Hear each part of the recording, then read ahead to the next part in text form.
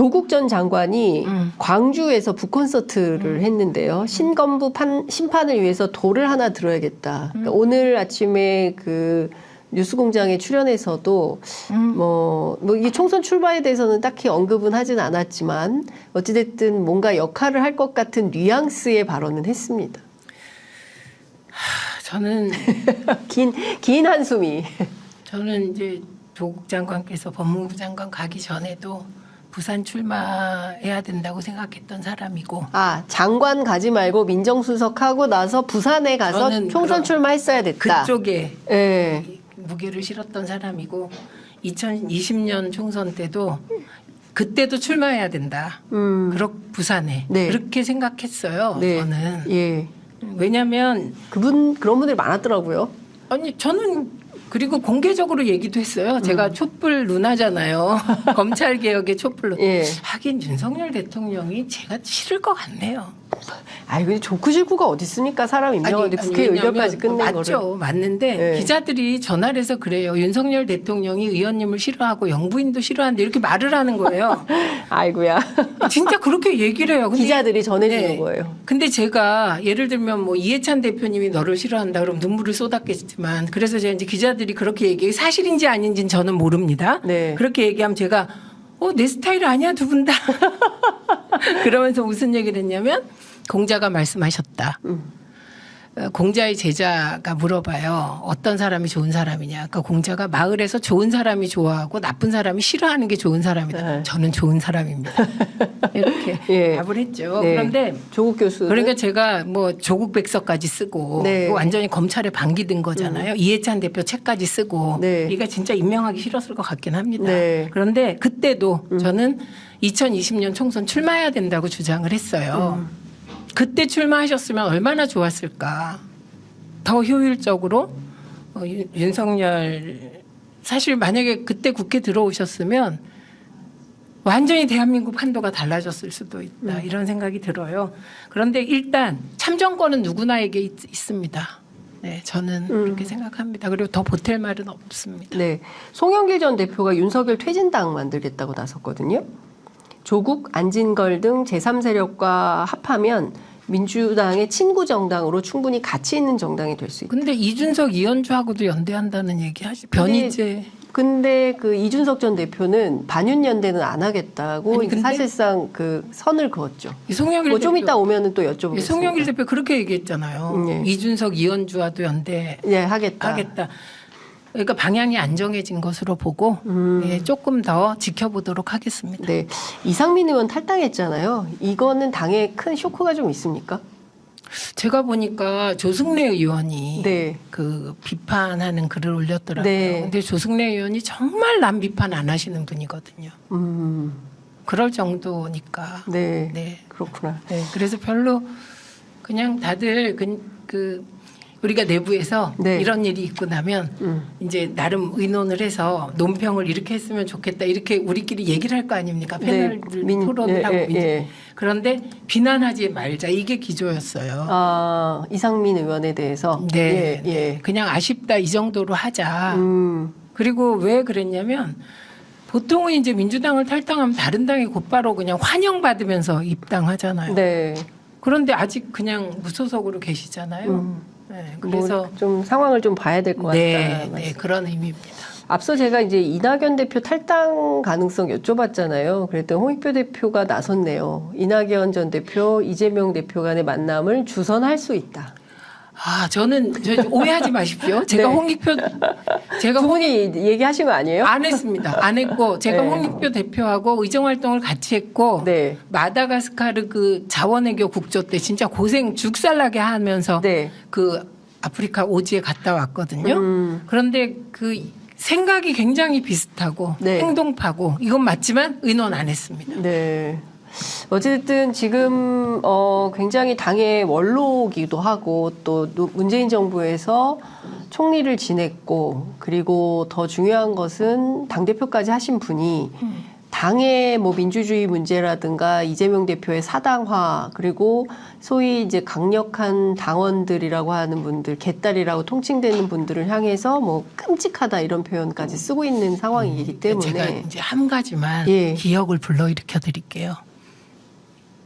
사실 민주당이 정권을 뺏는 과정의 첫 시작은 재보궐선거였습니다. 서울시장, 부산시장. 네, 재보궐선거했잖아요. 민주당은 민주당의 잘못으로 형사상의 책임으로 네, 보궐이 발생하면 이런저런 발생하면 후보를 내지 않기로 되어 있어요. 네.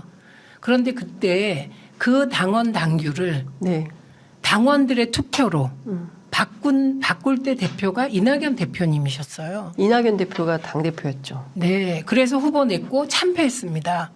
그때 그 방식 네, 언론은 그때도 되게 비난을 했어요. 근데 당내에서도 반발이 있었어요. 그런데 그때 그렇게 어떤 하면 안 방식을 된다고. 썼냐? 전당원 투표를 했어요. 이낙연 대표가 네. 그래서 그리고 그 당시에 이낙연 대표가 그 즈음에 뭐라고 하셨냐면 민주당의 열성 지지자들이시다 그분들이 그렇게 얘기하셨던 거예요. 그분들이 지금 그대로 민주당에 있습니다. 그때의 당원들과 지금의 당원들은 다른 분들 아니에요? 같은 분들입니다. 같은 분들이에요. 그리고 지금 개혁의 딸 하는데 그분들의 포션이 네, 대선 이후에 들어온 분들이 다 해야 10몇만 명, 20만 명이 안 돼요. 근데 지금 민주당 권리당원이 200만 명이 넘어요. 240만이라고 하더라고요. 그렇죠. 예. 그 240만 중에 20만 명 정도가 이제 대선 이후에 대선 들어온- 이후에 들어왔고 그다음에 문재인 대통령을 지키기 위해서 그때 또 20만 명 정도가 들어왔어요. 그러니까 당의 근간인 한 160여만 명은 그냥 늘 계신 분들입니다. 네, 그분들이 그러면 개혁의 딸이라고 하는 우리 저 예쁜 당원들, 네. 젊은 당원들과 뜻이 다르냐? 다르지 않습니다.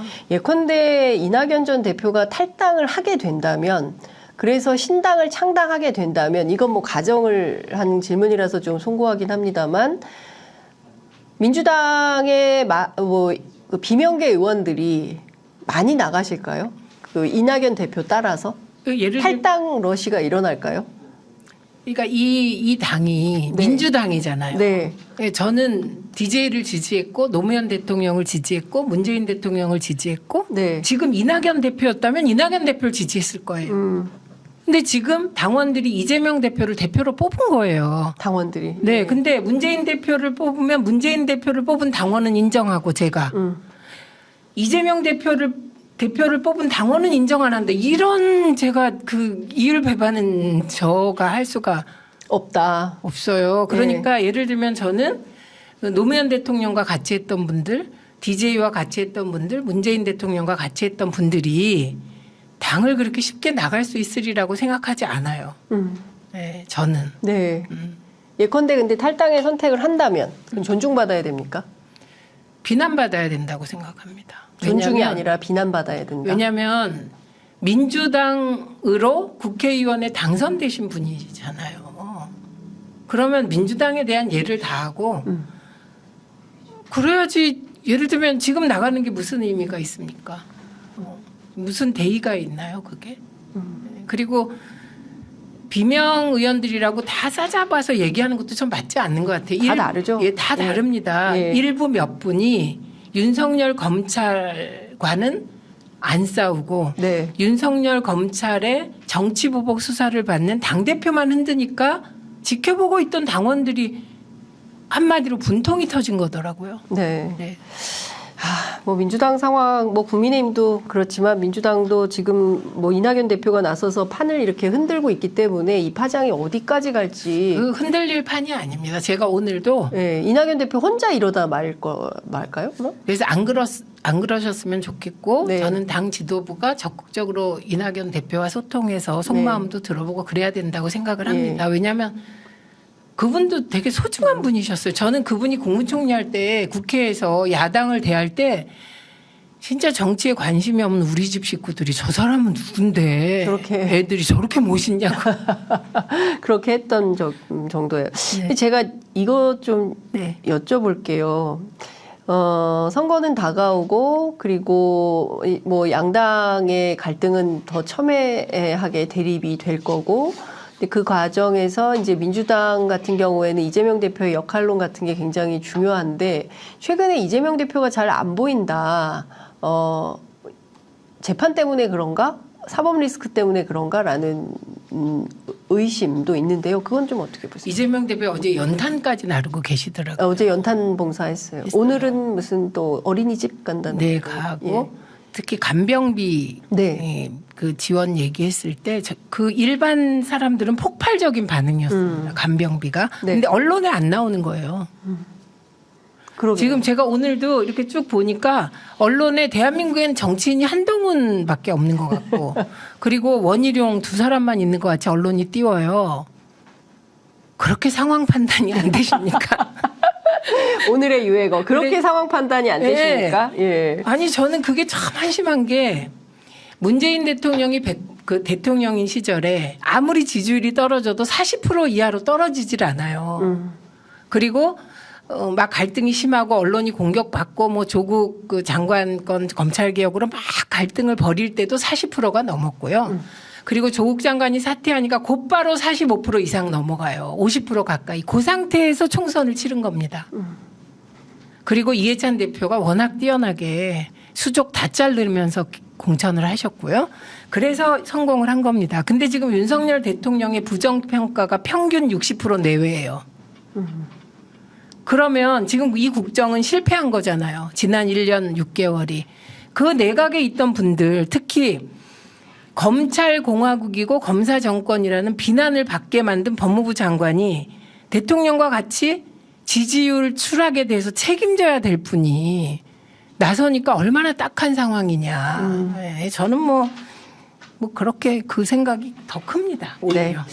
알겠습니다. 오늘도 뜨겁게 벌써 5,202분께서 함께 해주고 계십니다. 높아졌죠. 예, 굉장히 많이 높아졌어요. 네. 뭐 이 모든 것은 다 최민희 의원님 덕인 것으로 아닙니다. 정리하겠습니다. 장윤선 기자가 이렇게 열심히 할 수가 없어요. 그래서 제가 취재 편의점 화이팅 늘 이렇게 얘기를 예. 하는데요.